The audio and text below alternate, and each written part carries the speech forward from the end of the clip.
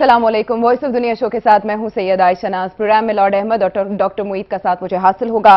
नाज़रीन, 2008-9 में पाकिस्तान की सरजमीन ने एक ऐसा वक्त देखा जब आए रोज कोई ना कोई हमला, कोई खुदकुश हमला या कोई प्लांटेड बम का धमाका होता था, और ऐसे वक्त में दुनिया अमन और सुकून में बैठी थी और सब लोग आइडलाइज करते थे दीगर ममालिक को, जहां सूरत हाल निस्बतन पाकिस्तान की निस्बत बहुत पुरअमन थी। लेकिन आहिस्ता आहिस्ता हमने देखा कि पूरी दुनिया, पूरा खित्ता ही लपेट में आता गया। और अभी हमने ताज़ा वाकया जो देखे, लाहौर में अफसोसनाक वाकया पेश आया जिसमें 7 अफराद शहीद हुए। लेकिन रूस में सेंट पीटर्सबर्ग के इलाके में एक धमाका हुआ जिसके बाद खतरे की घंटी रूस के लिए भी बज चुकी है। पहले आपको एक रिपोर्ट दिखाते हैं, फिर इसके मुंदरजात पर बात करेंगे।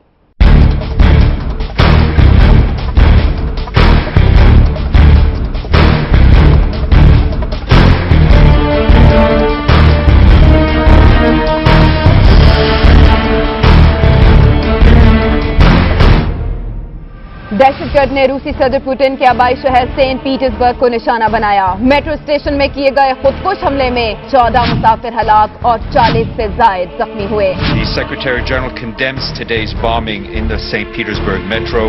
He extends his deepest sympathy and condolences to the families of the victims and to the government and the people of the Russian Federation. Those responsible for this appalling act must be held accountable. जबकि एक दूसरे station पर मिलने वाले बम को नाकारा बनाया गया। गुज़श्ता 2 दहाइयों में दहशतगर्दों का ज्यादा हदफ रूसी ट्रांसपोर्ट सिस्टम रहा। मौजूदा हमले में रूसी सदर की शहर में मौजूदगी का पहलू भी ज़ेरे तफ्तीश है।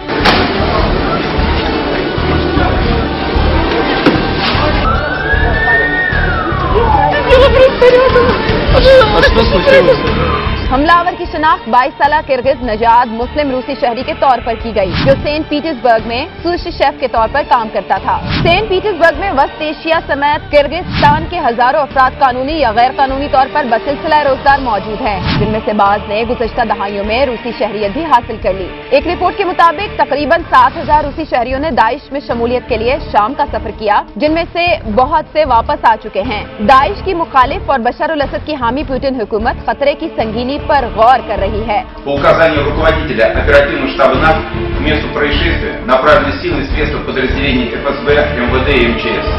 Проводится эвакуация, оказывается помощь пострадавшим. माजी में बोस्टन और अतातुर्क एयरपोर्ट पर हमलों में भी किर्गिस्तान और उज़्बेकिस्तान के शहरी मुलविस थे। फिलहाल रूसी हुकाम ने वस्त एशियाई लोगों पर वीजों की पाबंदी का मुतालबा मुस्तरद कर दिया है, क्योंकि वो सरहद के पार लाखों बेरोजगार लोगों को रूस की सिक्योरिटी के लिए खतरा तस्वुर करते हैं। अमेरिकी सदर ट्रंप और बाद में सऊदी फरमारवा शाह सलमान ने पुतिन से फोन पर ताज़ियत की और हर मुमकिन मदद का यकीन दिलाया। The president has also been briefed on today's attack at the St. Petersburg metro.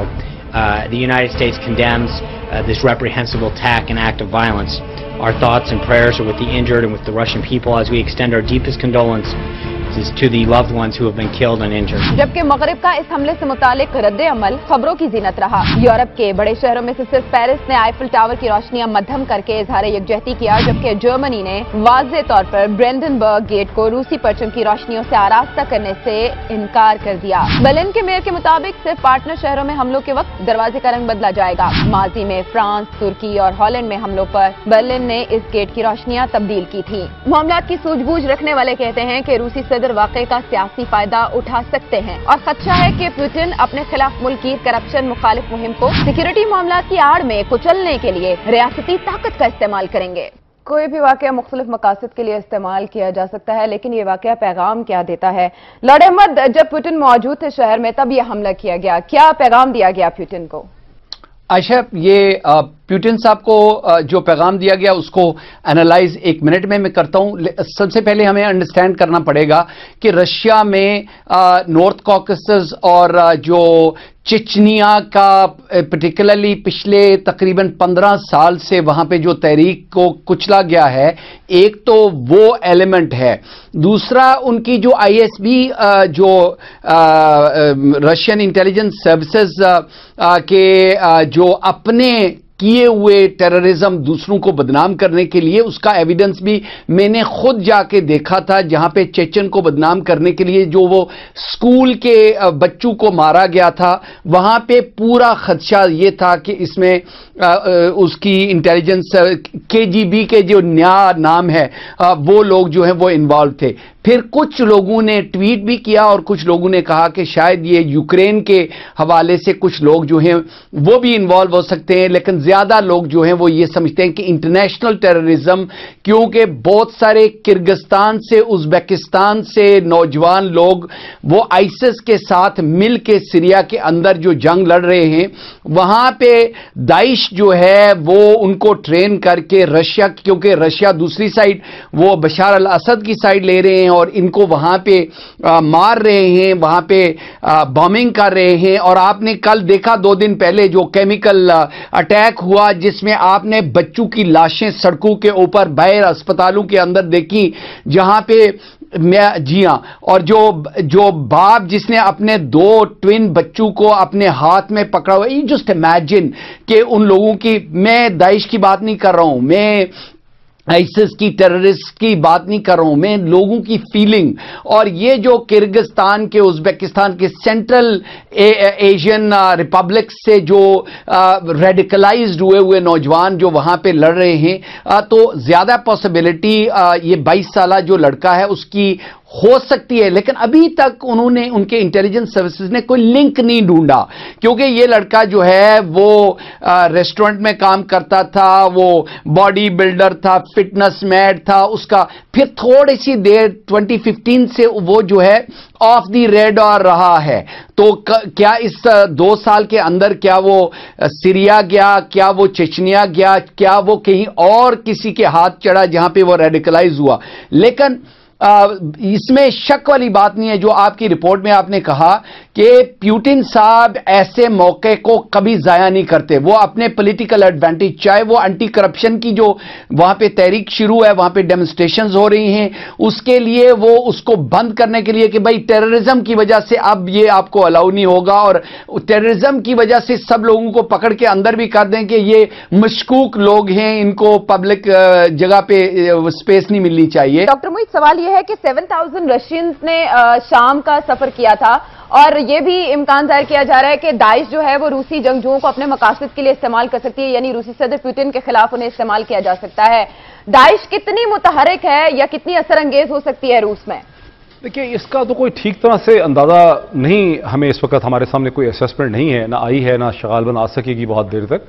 लेकिन रूस की हुकूमत ने और सदर पुतिन ने बारहा इस तरफ इशारा किया है, उन्होंने कहा है, वो 2012-13 से ये कह रहे हैं, जब से दाइश इमर्ज हुई है, जब सोची में उनके मशहूर कमेंट्स थे कि दाइश को आखिर कौन प्रोपेल कर रहा है, कौन फाइनेंस कर रहा है, कौन तेल उनसे खरीद रहा है, उन पे सैंक्शंस क्यों नहीं लग रहे, क्या अमेरिका को उसका नहीं पता। तो रशियन इस्टेब्लिशमेंट जो है, इंटेलिजेंस इस्टेब्लिशमेंट को, और सदर पुतिन खुद भी इस्टेब्लिशमेंट, उनकी इंटेलिजेंस कम्युनिटी से ही उनका ताल्लुक रहा है बिफोर बिकमिंग द प्रेसिडेंट, उनको ये शदीद शक है कि मगरबी ताकतें जो है वो दाइश को फैला रही हैं और जिसे रशियन और चाइनीज़ इंटरेस्ट के ख़िलाफ़ इस्तेमाल किया जाएगा। यही तो वजह है कि रशियंस जो हैं वो अफ़गानिस्तान में चाह रहे हैं, और उन्होंने ईरान को भी कन्विंस किया है कि तालिबान जो है उनको एक पावर शेयरिंग अरेंजमेंट में लाया जाए। उनको एक ख़तरा है कि अगर दाइश अफ़गानिस्तान में फैलती है तो फिर सेंट्रल एशिया में फैलेगी, और रशियन इंटरेस्ट को और रशियन जो स्ट्रेटिजिक चीज़ें हैं उनको निशाना बनाया जा सकता है। अब दूसरी तरफ से इसका दिलचस्प पहलू ये है कि मगरबी ज़राए इब्लाग ने, जब रूस में एक दहशतगर्दी का हमला हुआ है तो मगरबी ज़राए इब्लाग ने इस खदशे का भी इजहार किया है कि ये हो सकता है एक फॉल्स फ्लैग ऑपरेशन हो, जिसके ज़रिए प्रेसिडेंट पुतिन, जिनके ऊपर करप्शन के इल्ज़ामात हैं और उनकी एक सियासी मुखालिफिन है जिनको उन्होंने सप्रेस किया हुआ है, तो प्रेसिडेंट पुतिन जो है उससे तवज्जो हटाने की कोशिश कर रहे हैं। जब मगरबी दुनिया में कुछ होता है और अगर इस्लामिक दुनिया के लोग जो हैं या रशियन लोग जो हैं उस पर शक का इजहार करते हैं कि फॉल्स फ्लैग होता है, तो जाहिर है मगरब के लोग बड़ा बुरा मनाते हैं, वो इस चीज़ से बहुत ज़्यादा नापसंदीदगी की नज़र से देखते हैं, बड़ा रिएक्ट करते हैं। लेकिन यहाँ हम देख रहे हैं कि मगरबी ज़राए इब्लाग जो हैं वो इस शक का बरमला इजहार कर रहे हैं कि प्रेसिडेंट पुतिन के खिलाफ जो हमला हुआ ये हो सकता है फॉल्स फ्लैग हो।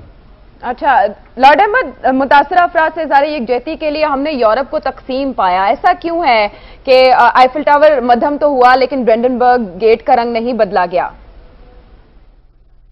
बड़ा ऑब्वियस है क्योंकि प्यूटिन रशिया जो है वो वेस्ट के साथ कोऑपरेट भी नहीं कर रहा। वेस्ट के साथ वही कोल्ड वॉर जो है वो शुरू है, यूक्रेन से क्राइमिया से वो शुरू हुआ। उसके बाद फिर हमने देखा कि जो इकोनॉमिक सैंक्शंस भी लगाई गई, टेंशन बढ़ती हुई, अमेरिकन ट्रूप्स जो हैं, नेटो के ट्रूप्स जो हैं वो आमने सामने खड़े हैं। फिर आपने देखा कि सीरिया और इराक के हवाले से प्यूटिन जो है वो बिल्कुल वेस्ट के साथ कोऑपरेट नहीं कर रहे, वो ईरान के साथ कोऑपरेट कर रहे हैं। वर्ल्ड पॉलिटिक्स जो है वो डिवाइडेड है। बल्कि ये जो केमिकल अटैक हुआ है उसके बाद और अफगानिस्तान का जिक्र जो डॉक्टर साहब ने किया, वो तालिबान के साथ जो लेटेस्ट जो उनकी अंडरस्टैंडिंग बिल्ड हुई है, और वेस्ट बार बार कह रहा है कि रशिया तालिबान को सपोर्ट कर रहा है। और बाय द वे ये फैक्ट जो है वो सब इंटरनेशनल कम्युनिटी एक्सेप्ट करती है कि तालिबान 40% अफगानिस्तान को अब कंट्रोल करता है। ठीक है जी, तो 60% अगर गवर्नमेंट जो नेटो आईएसएफ 50 ममालिक की फौजें अगर उसको कंट्रोल कर रही है, तो ये कोई कमाल नहीं है कि 15 साल 12 साल के बाद इतना नुकसान करवा के अभी तक आप कंट्रोल नहीं कर सकते। तो वो जाहिर है वेस्ट जो है वो नाराज है कि अब तालिबान को रशिया सपोर्ट कर रहा है। रशिया डिनाई करता है बाय द वे, लेकिन रशिया अगर सपोर्ट करता है तो फिर तालिबान को डिफीट करना नामुमकिन होगा।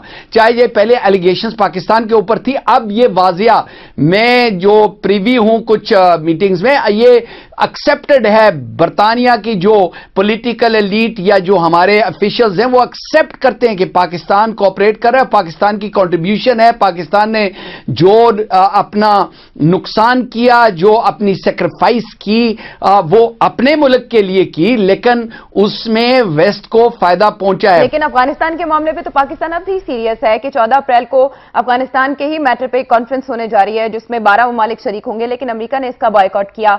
मॉस्को में होने जा रही है ये पीस कॉन्फ्रेंस। बात को आगे बढ़ाएंगे ब्रेक के बाद।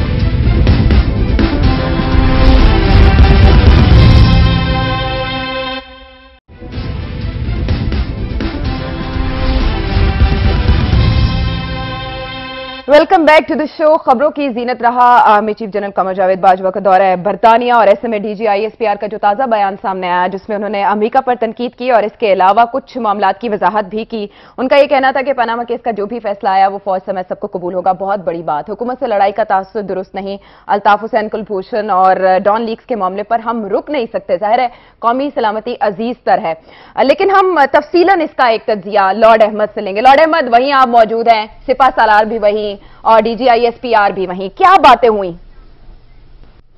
बातें तो बहुत सारी कॉन्फिडेंशियल हैं जो टीवी प्रोग्राम पे नहीं बता सकते, बल्कि किसी के साथ प्राइवेट में भी वो बात नहीं कर सकते, क्योंकि मैं जो हाई कमीशन में डिनर था वो जनरल बाजवा साहब और जितने दूसरे जो जनरल्स डायरेक्टर आईएसपीआर तो मेरे साथ बैठे हुए थे, लेकिन बाजवा साहब के साथ भी मीटिंग भी जो बाद में हुई IISS में वहां पे मौजूद था, और सिर्फ 2 पाकिस्तानी वहां पे मौजूद थे, वरना तो सारे टॉप हमारे मिलिट्री और डिप्लोमेटिक कोर के लोग थे। तो मीटिंग्स जो थी बड़ी पॉजिटिव थी। मैं समझता हूं कि जो पाकिस्तान की मिसअंडरस्टैंडिंग होती है, एक प्राइवेट बात में एक जनरल साहब को कह रहा था, क्योंकि हमारे डिप्लोमेट भी वहां पे थे, मैंने कहा हमारे डिप्लोमेट तो नहीं कहेंगे, लेकिन जिस तरीके से इंडिया का एक्सटर्नल अफेयर्स का मिनिस्टर यहां पे आके पाकिस्तान के खिलाफ पॉइजन स्प्रेड कर रहा है, काश के पाकिस्तान का भी फॉरेन मिनिस्टर होता या डिप्टी फॉरेन मिनिस्टर होता और वो भी कुछ क्लैरिफिकेशन देता। आप जो फौजी हैं उनको ये क्लैरिफिकेशंस ना देनी पड़ती, लेकिन वो, और उन्होंने जवाब नहीं दिया। उन्होंने मुस्कुरा के उन्होंने कहा ये आप जाने और ये पॉलिटिकल लोग जाने। लेकिन जो बेहतरीन चीज ये थी कि मैं जिन मीटिंग्स का मैं प्रीवी हूं वो बड़ी खुल के अंडरस्टैंडिंग, क्योंकि मुझे पहले पता है कि यहां पे कुछ ऐसी चीजें हैं जिसका जिक्र हमने पहले प्रोग्रामों में किया है, आज नहीं करना चाहता हूं क्योंकि I am bound by Chatham house rules. वो उन्होंने खुल के उन लोगों के जवाब दिए जो बड़े इंपॉर्टेंट, मसलन हमारे जो टॉप के लोग जो हाउस ऑफ कॉमन्स से भी हैं और दूसरी जगहों से भी, उनके जो खदशात थे और उसको रिबस तरीके से एज ए पाकिस्तानी फौजी, पाकिस्तानी जनरल, पाकिस्तान का पॉइंट ऑफ व्यू, जिसको फ्रॉम अफगानिस्तान की इन्वेजन के बाद जो कंट्रीब्यूशन, जितने 76,000 लोगों ने जाने कुर्बान की, कितने 17-18 हजार जो फौजी जख्मी हुए, 6-7 हजार जो जिन्होंने अपनी जाने कुर्बान की, और दुनिया में सबसे ज्यादा जो ऑफिसर्स आर्मी के जिन्होंने अपनी जाने कुर्बान की वो पाकिस्तान है।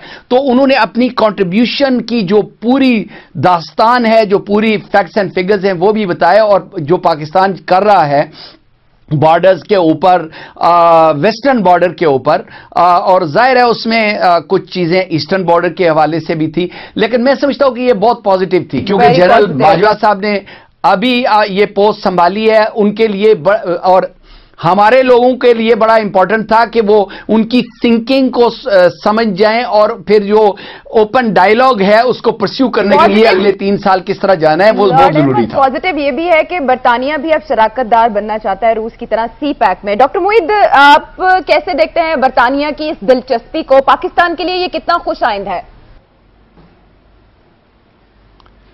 देखिए, पाकिस्तान के लिए तो ये ज़रूरत है कि सी पैक को बरतानिया और अमेरिका की ताईद कम से कम ज़रूर हासिल हो, बिकॉज एक अगर ये तासुर रहेगा कि अमेरिका सी पैक को और पाकिस्तान चाइना की कॉपरेशन को अपने मफादात के लिए एक ख़तरा समझता है, तो फिर ज़ाहिर है उसके लिए ख़तरात रहेंगे, उसमें डिलेज हो सकते हैं, उसके रास्ते में बहुत से चैलेंजेस हो सकते हैं।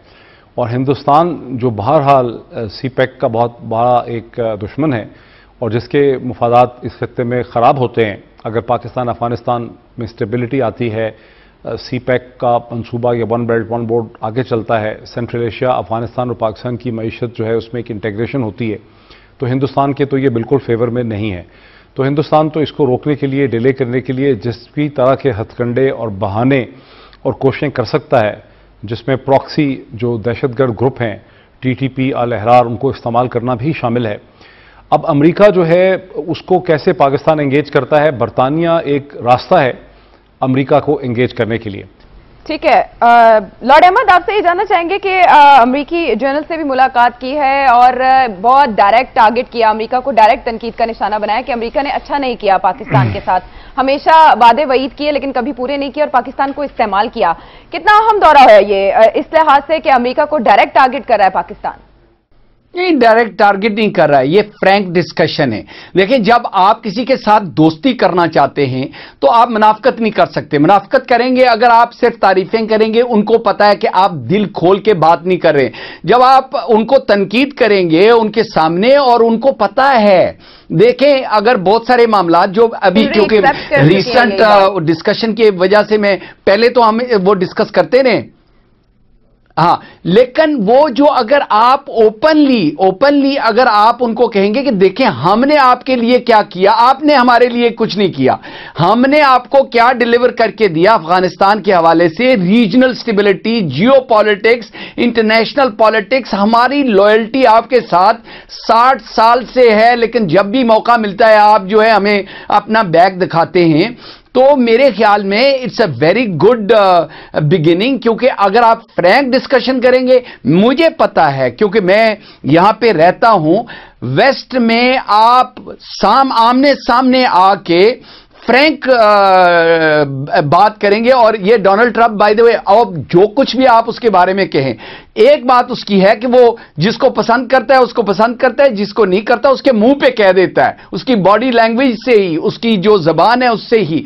अगर आप मुनाफकत ना करें, सीधी बात करें, वो आपको अप्रिशिएट करते हैं। तो मेरे ख्याल में डिप्लोमेसी करनी है तो वो मियां साहब करेंगे ना जी, वो करनी है तो जरदारी साहब तो खैर पता नहीं वो करते भी है ये नहीं, लेकिन दूसरे लोग जो सियासत में हैं वो डिप्लोमेसी करें। फौजी का काम यह है कि वो जो फैक्ट्स हैं उसको बताएं कि हमारे मुल्क में, वो बल्कि खुल के कहते हैं कि जब सोवियत यूनियन की इन्वेजन से पहले तो हमारे कोई प्रॉब्लम थी नहीं, हम तो इकोनॉमिकली भी ठीक से, पॉलिटिकली स्टेबिलिटी भी थी, हमारे कोई दुनिया में बैड परसेप्शन नहीं थी, ये हुई इसकी वजह से। और اور اس میں پھر ابھی آپ کو پتا ہے کہ ڈرگز کا کلچر پاکستان کے اندر 9 ملین لوگ، جس میں لڑکیاں، اسلام آباد لاہور میں بھی لڑکے چھوڑیں لڑکیاں بھی ڈرگز میں، چاہے وہ کوکین ہو چاہے وہ ہیروئن ہو، وہ سارا ڈرگ اور کلیشنکوف کا جو کلچر آیا ہے وہ پاکستان کا اپنا نہیں ہے، وہ ہمارے بھائی ملک افغانستان سے آیا ہے۔ یہ ہوا تبھی نا سب جب ہم استعمال ہوئے، بجائے یہ کہ ہم اپنے مقاصد کے لیے خود کو استعمال کرتے یا اپنے وسائل کو استعمال کرتے، لوگوں نے ہمیں استعمال کیا اور پھر جب پاکستان بلاؤں میں گھر گیا تو پاکستان کو اس حال میں چھوڑ دیا۔ لیکن اب آگے کا معاملہ دیکھیں تو D G I S P R کا یہ بھی کہنا ہے کہ راحیل شریف کی تقرری ریاست کا معاملہ ہے، لیکن ایران نے اپنے تحفظات سے پاکستان کو آگاہ کر دیا ہے۔ اسی پر بات کریں گے، بریک کے بعد واپس آئیں گے۔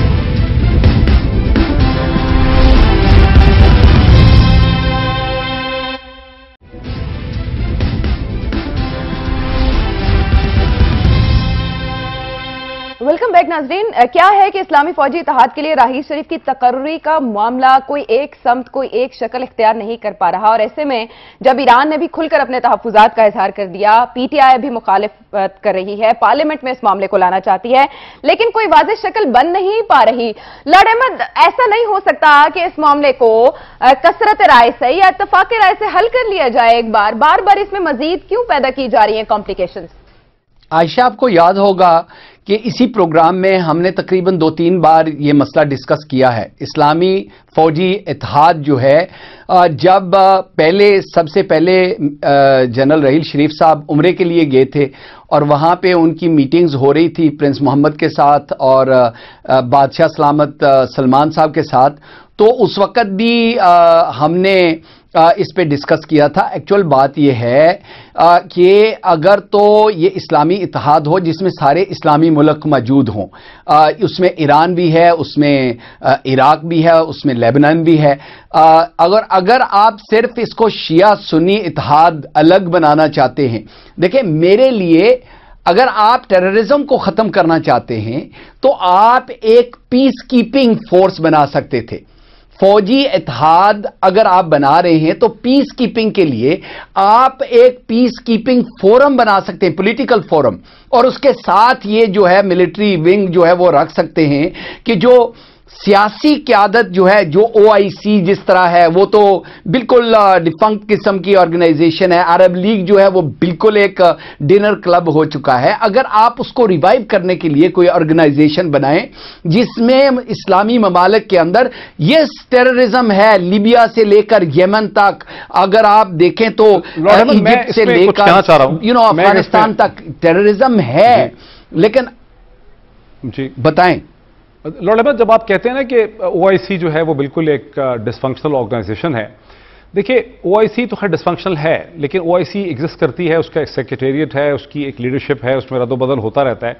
یہاں پر تو بڑے دلچسپ قسم کے پہلو ہیں کہ جو سعودی لیڈ ملٹری الائنس ہے، اس کو اسلامک ملٹری الائنس، نیٹو یا مسلم الائنس کہا جا رہا ہے، اس کا ابھی تک نہ تو کوئی سیکریٹریٹ ہے، اگر ڈاکٹر صاحب میں ایک منٹ ایک لفظ ایڈ کرنا چاہتا ہوں، OIC نہیں، لیکن OIC کا جو ہیڈ آفس ہے وہ جدہ میں ہے، تو سعودی عربیہ ہی فنڈ کرتی ہے، تو اس کو بھی وہ اسی لیے تو وہ جو ہے وہ فنکشنل نہیں ہے، کیونکہ سعودی عربیہ کا ہی، کیونکہ عرب لیگ کا جو ہے وہ کائرو میں تھا، اس میں ایجپٹ کا وہ کنٹرول تھا، قطریوں نے بھی کوشش کی بیچ میں اس کو ہائی جیک کرنے کے لیے، ایران کی سٹیک نہیں ہے۔ جی فرمائیں آپ، سوری میں نے وہ انٹرپٹ کیا۔ ڈاکٹر موحد، یعنی ہیڈ آفس پاکستان میں اگر بنا دیا جائے تو معاملہ حل ہو سکتا ہے؟ اگر پاکستان کو اسلام کا قلعہ کہا جاتا ہے، سبھی اسلامی ممالک اس پر رضامند ہو جائیں؟ نہیں، ایسا نہیں۔ کیوں؟ نہیں، دیکھیں ایسا نہیں ہے، معاملات بڑے مختلف ہیں۔ عرب اور پرشین کانفلکٹ بہت پرانا ہے، 3-4 ہزار سال پرانا ہے،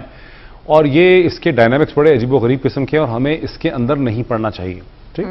اچھا، یہی ویو اس وقت بھی پاکستان کی جو بائی اینڈ لارج ملٹری ہے، جب آپ ان سے پرائیویٹلی پوچھتے ہیں تو ان کا ویو یہی ہے کہ جنرل راحیل شریف جو ہیں وہ غلطی کر رہے ہیں، اپنے لیے بھی غلطی کر رہے ہیں، اور اس کا کوئی فائدہ بھی جو ہے وہ نہیں نکلے گا۔ اپنے لیے غلطی بھی بڑی انٹرسٹنگ ہے، بیکاز ایک ایسی آرگنائزیشن کو وہ جوائن کرنے لگے ہیں، دی مسلم سعودی الائنس، جس کی ابھی کوئی ایگزسٹنس ہے نہیں ہے، صرف اس کی ایگزسٹنس زبانی دی جا رہی ہے، اس کا کوئی سیکریٹریٹ نہیں ہے، اس کی کوئی فوج نہیں ہے، کسی ملک نے اپنی فوج اس کو دی نہیں ہے۔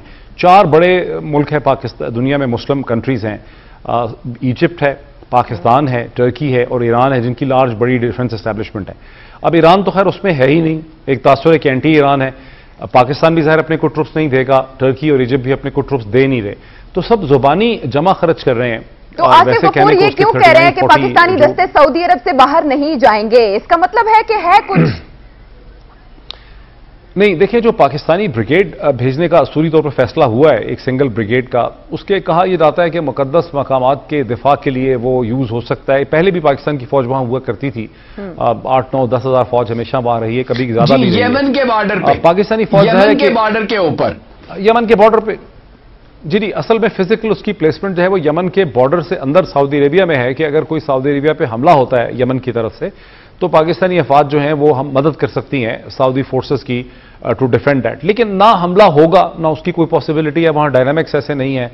تو پاکستانی فوج کا وہاں بھیجا جانا جو ہے وہ ایک سمبولک ریکوائرمنٹ پوری کرتا ہے, جو کہ سعودی پولیٹیکل اسٹیبلشمنٹ کی جو ریکوائرمنٹ ہمیں سمجھ آ رہی ہے, جو ہماری اسیسمنٹ ہے وہ یہ ہے کہ وہ امریکہ کو اور مغربی دنیا اور ایران کو یہ باور کروانا چاہتے ہیں کہ مسلم دنیا میں ان کا اثر و رسوخ, پریسٹیج, ساکھ اور قد جو ہے وہ ایران سے بہت زیادہ ہے, وچ از ٹرو, بیکاز یعنی 90% سے زیادہ مسلم جو ہیں وہ سنی ورلڈ ہیں اور سعودی عربیہ کو زیادہ لیڈرشپ ہے, اور ایران کے ساتھ تو صرف عراق یا سیریا ہی ہو سکتے ہیں, باقی تو پاپولیشن جو ہے وہ ایران کے پرو فیور نہیں ہے. ٹھیک ہے, تو ایک تو وہ سمبولک امپریشن دینا چاہتے ہیں, اور ٹرمپ ایڈمنسٹریشن ویسے بھی سگنل کرتی ہے کہ وہ ایران سے بہت خوش نہیں ہے. تو سعودیز ایک پولیٹیکل مینوورنگ کر رہے ہیں, لیکن راحیل شریف صاحب کا اپنا کیا فیوچر ہوگا وہاں پہ, یہاں پر بھی ٹیکنیکل ایشوز بڑے اہم ہیں. دیکھیے, راحیل شریف صاحب کی جو کامیابی پاکستان میں ہے وہ اس لیے ہے کہ ان کے نیچے ایک بہت ٹرینڈ اور بڑا منجھا ہوا اور experience British created western institution ہے پاکستان آرمی کا, جس کے ایک وقت میں بھی 150 افسر جو ہیں وہ برطانیہ یا امریکہ میں ٹریننگ کر رہے ہوتے ہیں, باقی آسٹریلیا میں ہوتے ہیں, نیوزی لینڈ میں ہوتے ہیں, کوئی رشیا میں ہوتے ہیں, کوئی چائنا میں ہوتے ہیں. ایک بہت بڑی ٹرینڈ ملٹری مشین ہے. تو راحیل شریف صاحب کی جو ڈیلیوری ہے آپریشن ضرب عضب میں, کراچی میں, بلوچستان میں, وہ اس لیے ہے کہ ہر آدمی جو اس کے اندر کرنل اور بریگیڈیئر ہے وہ بذات خود ایک انسٹیٹیوشن ہے جو 20-20, 25-25, 30-30 سال کی پروفیشنل ٹریننگ کے بعد اس سٹیج پر آتا ہے. لیکن ابھی گورنر سندھ کہہ رہے ہیں کہ کریڈٹ ایسے ہی کراچی آپریشن کا دے دیا جاتا ہے راحیل شریف کو, وزیر اعظم نواز شریف کو کریڈٹ جاتا ہے. وہ عائشہ گورنر صاحب بہت اچھے آدمی ہیں, لیکن ظاہر ہے پولیٹیکل ان کی اپوائنٹمنٹ ہے. وہ غالباً کسی ایسی جگہ پہ بول رہے تھے جہاں امریکن ایمبیسڈر بھی تھے, ڈیوڈ ہل بھی تھے, تو ان کو ایک گورنمنٹ کا پوائنٹ آف ویو اس میں دینا پڑا, بیکاز نواز شریف صاحب اور ان کی رفقہ کار جو ہیں وہ بڑا ہیوملیٹڈ فیل کرتے ہیں, کیونکہ پاپولر ویو یہ ہے ہر ٹرک کے پیچھے, ہر ٹیکسی کے پیچھے راحیل شریف کی تصویر لگی ہوئی ہے, اور ایک بہت ایگزیجریٹڈ ان کی پرسنالٹی بن گئی ہے. اور یہ بات بھی ہمیں ماننی چاہیے. میں تو بہت کرٹک ہوں نواز شریف صاحب کا, لیکن پولیٹیکل سپورٹ تو بہرحال نواز شریف صاحب نے کراچی آپریشن کو دی نا. اگر نواز شریف صاحب کراچی آپریشن کو شروع میں پولیٹیکل سپورٹ نہ دیتے تو راحیل شریف صاحب کے لیے وہ کامیابی حاصل کرنا اس میں مشکل ہو جاتا. لیکن راحیل شریف صاحب کی, لیکن عائشہ راحیل شریف صاحب کی جو اس میں انٹیلیجنٹ پوائنٹ سمجھنے والا ہے پاکستانی لوگوں کے لیے اور ہمارے ڈائسپورا کے لیے, کہ راحیل شریف صاحب کی جو کامیابی پاکستان میں ہے, جس میں ان کا سٹیچر بنا ہے. دیکھیے, وہ راحیل شریف صاحب ٹھیک ہے انہوں نے آرمی کو لیڈ کیا, وہ جنرل قمر باجوہ بھی بہت اچھا لیڈ کریں گے انشاءاللہ تعالی, اس لیے کہ نیچے ایک انسٹیٹیوشن ایگزسٹ کرتا ہے. یہ کوئی پی ایم ایل این یا پی ٹی آئی یا پی ایم ایل کی طرح کی کوئی سیاسی پارٹی تو نہیں ہے جس کو ایک آدمی اوپر سے رن کر رہا ہے اور اس کے نیچے کچھ نہیں ہے.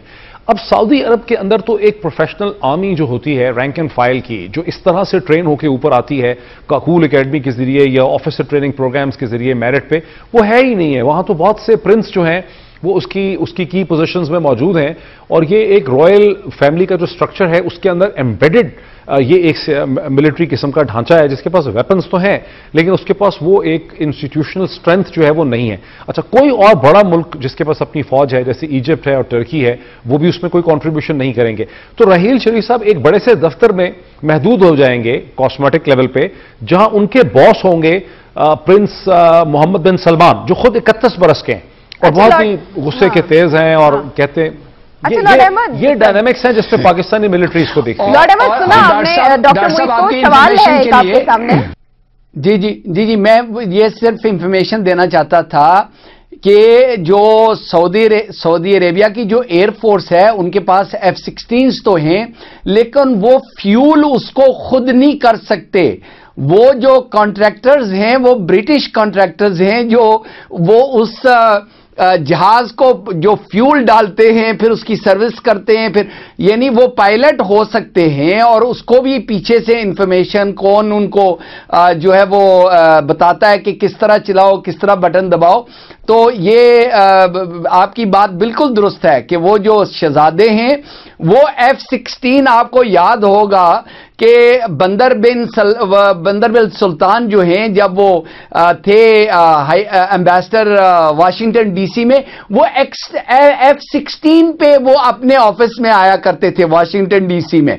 तो ये इनकी जो है वो एक खेल है, बजाय इसके कि वो अपने डिफेंस को प्रॉपर तरीके से, जिस तरह दूसरे लोगों की ममालिक की डिफेंस फोर्सेस हैं, जिस तरह पाकिस्तान की माशाल्लाह है, ऐसे ही तुर्की और ईरान की भी होगी आई एम श्योर। लेकिन जो सऊदी अरेबिया के जो शहजादे हैं वही इंचार्ज हैं, मिनिस्टर डिफेंस भी वही होते हैं। जो ब्रेक पर जाने का वक्त हुआ चाहता है, लेकिन एक बहुत अहम बात ईरान का रवैया था इस हवाले से कि ईरानी सफीर ने तस्दीक की है कि पाकिस्तान ने उनसे राब्ता किया इस इस्लामी इत्तेहाद से मुतालिक, लेकिन शरीक होने की दावत नहीं दी, ये कहना है ईरानी सफीर का। लेकिन इस मामले पर ना ही हाँ की ना की, तो इसमें क्या हिकमत थी, इस पर आने वाले प्रोग्राम में बात करेंगे। लेकिन ब्रेक के बाद मोदी साहब गए हैं कश्मीर में आईना देखने और कह रहे हैं कि 40 साल से खून के खेल का किसी को कोई फायदा नहीं पहुंचा। अब अदाओं पर गौर करने की जरूरत किसे है? ब्रेक के बाद।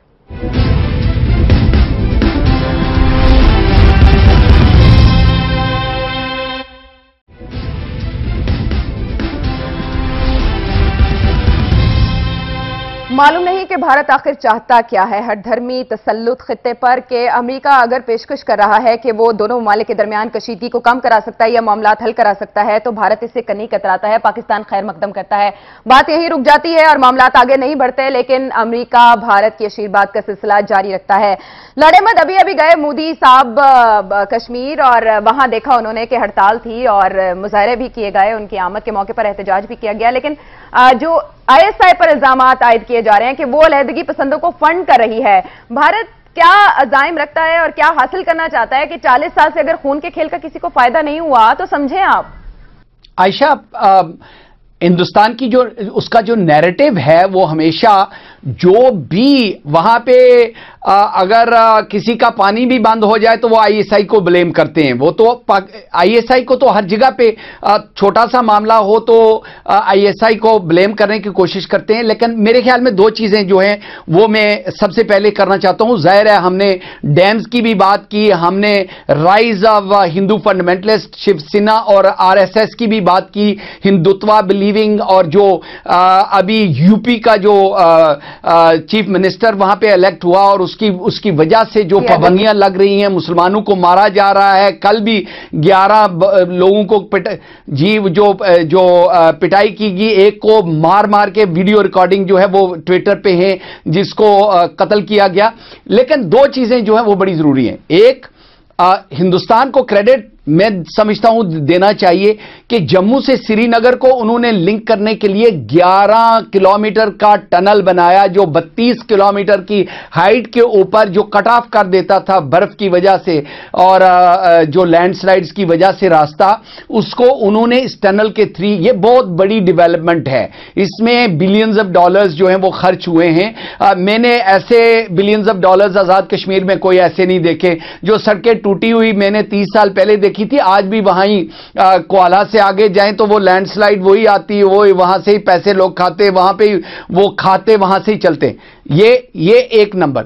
दूसरी बात जो मैं इस प्रोग्राम में करना चाहता हूं वो गिलगित बल्तिस्तान के हवाले से पाकिस्तान की इलीट ने यह फैसला कर लिया है कि वो 5वां जो सूबा है वो गिलगित बल्तिस्तान को पाकिस्तान का बना रहे हैं।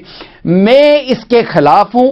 कहा यह जाता है कि कश्मीरियों को कंसल्ट किया गया। मैं पहले भी सस्पेक्ट करता था कि प्रेसिडेंट साहब को इसलिए लाया गया है, मैं उनकी वैसे इज्जत करता हूं पर्सनली, लेकिन उनको लाया इसलिए गया है जो मेजॉरिटी भी हासिल की थी मुस्लिम लीग नून ने आजाद कश्मीर में। मुझे कोई यानी खदशात की जो घंटियां हैं वो बज रही थी कि कोई वजह है कि इतनी लैंडस्लाइड विक्ट्री, फिर एक डिप्लोमेट को प्रेसिडेंट लाना, इसका कोई मकसद है, वो कब सामने आएगा।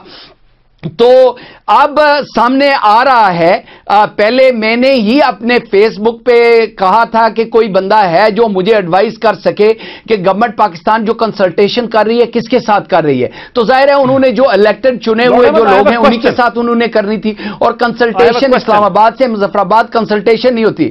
جی پوچھیں لارڈشپ، آئی ہیو اے کوسچن۔ پوچھیں بڑا انٹرسٹنگ آپ نے پرسپیکٹو کیا کہ یہ جو انتخابات ہوئے اور اس میں اتنی لینڈ سلائڈ وکٹری ہوئی، ظاہر ہے اس کا آپ کا اشارہ یہ ہے کہ اس کا مطلب ہے کہ تمام پاورز آن دا گراؤنڈ جو تھیں وہ فیور کر رہی تھیں کہ اس قسم کا رزلٹ حاصل کرنا ہے، اور اس کے بعد پھر مسعود خان صاحب کو جو پریزیڈنٹ لایا گیا تو کوئی وجوہات ہی ہوں گی اور اب وہ سامنے آ رہی ہیں۔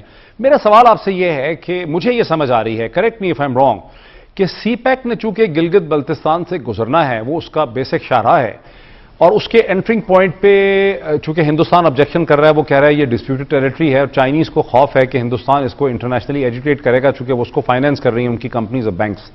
انہوں نے پاکستان کو اور اسلام آباد پہ دبے الفاظ میں پچھلے 2 سال میں یہ کہا کہ آپ اس کو کانسٹیٹیوشنلی پاکستان میں انٹیگریٹ کر لیں، اور پاکستانی اسٹیبلشمنٹ اور حکومتیں در حقیقت اپنے انٹرسٹ کی خاطر گلگت بلتستان کا سٹیٹس بدلنے کی کوشش کر رہی ہیں، اور اب انڈیا یہ کہہ رہا ہے، اور اس میں حریت کی لیڈرشپ بھی شامل ہو گئی ہے، اور جو آپ بھی کہہ رہے ہیں کہ بھی اس کا سٹیٹس آپ اس طرح سے چینج نہیں کر سکتے۔ آپ کے خیال میں آپ کی کیا انالیسس ہے، پاکستان کی آپشن ہے کیا، کرے کیا؟ کیونکہ وہ تو ہے نا کہ you can not either eat the cake nor have it والی سچویشن ہو گئی ہے کہ ہندوستان کہہ رہا ہے ڈسپیوٹڈ ہے، گزر نہیں سکتے، آپ اس کا سٹیٹس چینج کرنا چاہتے ہیں، کہتے ہیں سٹیٹس نہیں چینج کر سکتے، وہ بیسکلی سی پیک کو روکنا چاہتے ہیں۔